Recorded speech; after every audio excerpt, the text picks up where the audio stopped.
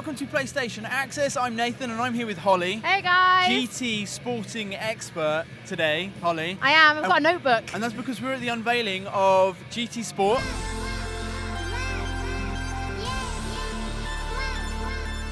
Which is incredible. Which is the next, do you know, like, Holly was like, come to London, there's like a little event. And we're surrounded by these incredible, like, Vision sports cars. Yeah, so the Vision GT cars are all over. Are these real cars? So they're concept cars. So the idea is that GT works with the brands to create the cars, and the closest like you'll ever get to actually driving them is in the real driving simulator, Gran Turismo. I can touch them, that's the important You thing. cannot touch them, please don't touch the cars. If I want to. Please don't touch the cars. So we've just had Kazunori Yamauchi himself on just behind us on that stage, basically spilling the beans and just saying what's going to be in this game, and it was a lot. It was, and anyone who watches Access probably knows that when we have these things, I write a ton of notes. Yes. And I've literally written down all of the information, So like everything. So I'm going to interrupt and speed this along, and you're going to tell us everything. I can tell you everything. Go. Okay, the first one is when Kaz is creating GT Sport, he believes that he wants a level of innovation that never seen since Gran Turismo was first born and given to us. So it's going to have 4 categories of cars, and each one is going to be a mix of real and fantasy cars. And he wants that to be really important. It's going to be a mix.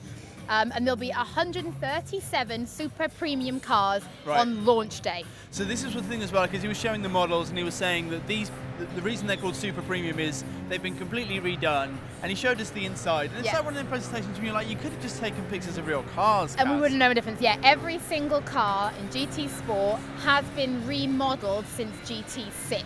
So they're not just rehashing them and upscaling them for PS4, they're completely rebuilt, which is really important. Yes, and you said we can see the interiors, so so pretty. Tracks, so there are 19 locations with 27 different layouts.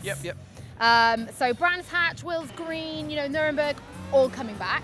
Nürburgring. But all remastered. Which is really important, but there are new tracks. So they've got something called the Tokyo Expressway. Which sounds like something that you'd hear in like a PS1 game, the Tokyo Expressway. Yeah, exactly, It looks incredible, really pretty, really Neo-Tokyo. See, because I didn't write any of this down. I was here, but this does feel like new information. I wrote like there was a 4 lot pages, to take in. and then I've rewritten it all again in really neat handwriting. Well done. Holly was good at homework. So the features of the game, so when you boot up and you get to list, you're going to have arcade, campaign, brand central, sport mode, social, library editor, which is a big deal, and scapes. Library? I like scapes. We'll get onto scapes probably at the end, but I liked it because it's about landscapes and putting your cars into pretty places. But it's also like escaping. I wonder if that's, you know what I mean? So that it's not one scape, it's 2 scapes. It's photo mode. Yeah, it's photo mode. Okay, so arcade is going to have all your basic things. So it's got your single race, your time trial, your drift trial. Things you're going to expect to see. Campaign is what you guys probably remember being called GT mode. So that's what campaign is. This is split now into 4 sections. So, beginner's school, it's all your tutorials. Do you know, as someone who, this was a part that I did pay attention to, and and as someone who has always wanted to play GT because it looks so good, and I know people who are properly into it, but I've always, let me have a go, Dave, and then I've just not been able to drive around, and I'm like, I can drive in real life. Why can't I drive? And so this mode, the idea is what they said was it's from beginner to, learn to drive, then learn to race as quickly as the game can make you. That was the kind of the bullet points that they showed. And I was like, okay. No, Kaz is really wants this to feel like not just the greatest GT to date, but actually the most accessible as well. So if you've ever been scared to get into GT because it's a driving simulator, he feels this is the one where the beginner's school is going to be perfect. We've just sat in with him on a kind of a media interview as well. It's worth saying that someone brought up there are all these games like Project Cars now who've been influenced by you. How do you feel about that? And he said, well, we're not really competing with the racing market, we're trying to expand the racing market. That's always been his deal. So. He's really passionate about that, and we'll get on some of the things they're doing for that. There'll be 10 events in beginner's school as well. And then you can move on to circuit experience. I thought I might stop by that point. But you're going to learn how to drive, and then you're going to learn how to master the tracks. And that's got 35 events in it. Right, okay. Okay, so once you can drive, and once you know how to do the tracks, then you're going to go into mission challenge. Sure, I will. So this will be like, take this corner, do this, do that, and that's got a total of 62 events. That is the kind of the traditional progression that you get in the kind of single player GT, right? And then this one is racing etiquette. This one was amazing, and this seems so GT to me. Like from what I know about the, from one of the series. Thing I know about GT is, was it GT 4 or 5? It was like, here's how they make cars, beginning with digging the metal out of the earth. Yeah, that was. It's everything. And it's the philosophy of driving that's in this series that you don't really get in others. And this was like, so you're taking me to like etiquette school for what not to do and to do on the track. Yeah, it's like amazing. This will be if you wanted to be a professional racing driver. This is the etiquette and how you'd be expected to behave in the pits or when you're out on the podium. And it'll have, according to this, 10 events. And this will be everything from just learning about sportsmanship, but there'll actually be videos as well that you can watch to teach you the proper etiquette for professional driving. Oh, I need that. I don't have that right now. I think it's really cool. So moving on, we're into Brand Central, or as you guys probably remember it, the car dealership. Yep. So Kaz felt that what he really wanted from the car dealership was actually a place where people could go and learn about and find new brands. New cars and new brands that they maybe hadn't investigated before or didn't really even know about. And that's what he wants this to be all about. So it's had a redesign. It's looking really pretty. It includes the showroom, but also now channels where you can watch the professional videos made by each manufacturer. Okay. So he thinks that, we're so mobile now. I mean, a lot of you are going to be watching this on your mobiles, but he would love to see these beautiful, slick videos come back into the living room, back onto the big screen TV, and they can do that through their PS4s. Cool.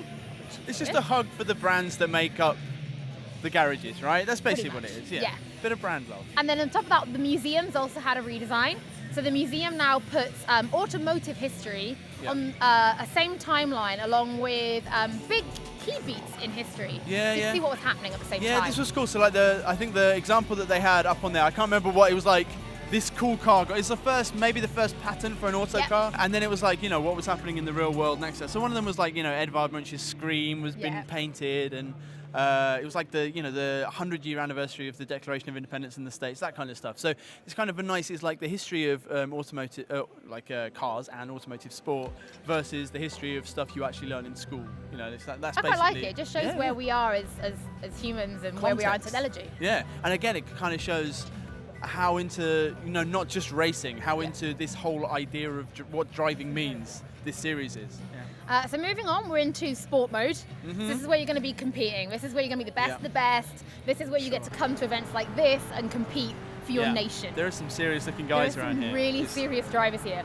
So you're going to have the Nations Cup, which is exactly how it sounds. It's going to be country v country. Split into 3 regions. EMEA, which is obviously Europe, Middle East, Africa, and try that again. Jackson can edit that. Have fun with that one, Jackson. So it's going to be split into 3 regions. You're going to have EMEA, the US, North and South, and of course then you're going to have Asia. And then the best people from each one will go through to the World Finals. From my point, when I was looking at the presentation, it looked like it went quite regional. Like they were talking about, he talks about prefectures in Japan or states in the US, and you build up from these regional competitions until eventually the idea is to have an international competition at the end when representatives from each of these kind of global areas are playing in a live event, right? So again, the channel of hardcore competition remains very strong. This is where the best of the best, people that could potentially be some of the world's best racing drivers, but haven't had that ability in life or that chance, and actually GT is what gives it to them. But next is the Manufacturers Cup. So this is kind of runs alongside, right? So it runs exactly alongside, so you can take part. So maybe actually you just like racing in Nissan. You just want to race in Nissan. So you will go Nissan v Nissan to find the very best. And again, that will also end up in a grand final. Wow. Again, kind of ambassadorship for the kind of manufacturers, isn't it? Now on top of this, there'll be an events calendar built into the game. And there'll be different events. So there may be, maybe a Nissan champion. And you can enter and compete, but if you don't want to, you can watch it live, like you'd watch the F1, for example, and it'll have live commentary. Professional live commentary, full esport, full. Well, I guess I was going to say, this is what's happened since the last GT, really, is now esports is happening, and the level of kind of obsession and kind of, the investment these people have in this game anyway matches that of, the kind of the big esports. So it's ripe. Insane. So next up is the FIA digital license. So remember you said about Kaz really wants to, not just for him, it's not just about the game, it's about actually pushing driving and racing and the whole world of it. And literally through completing a series of challenges in the game, you can actually unlock a racing license. A sports like a digital version of a sports racing license. But it's actually a real one. Yeah.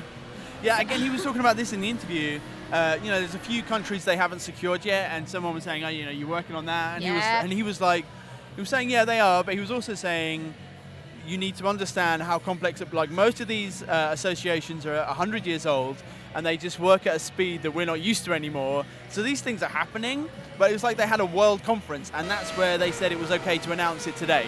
It's a huge, these wheels are grinding slowly, and they're big wheels. Like, that was the point that he was making. Yeah, and now we're a UK channel, and we can say that the UK was listed as one of those. So if you're going to play GT Sport, you can earn this digital license, and you can go down to the clubs that are partaking, and you can race. Yeah. And that's incredible. So people who maybe felt they've never had the opportunity to try their skills. It's like a pathway, isn't it? Like, it's really interesting. This is how the next generation of professional drivers will be found. Yeah. Genuinely. Yeah. And it's amazing. Could be me.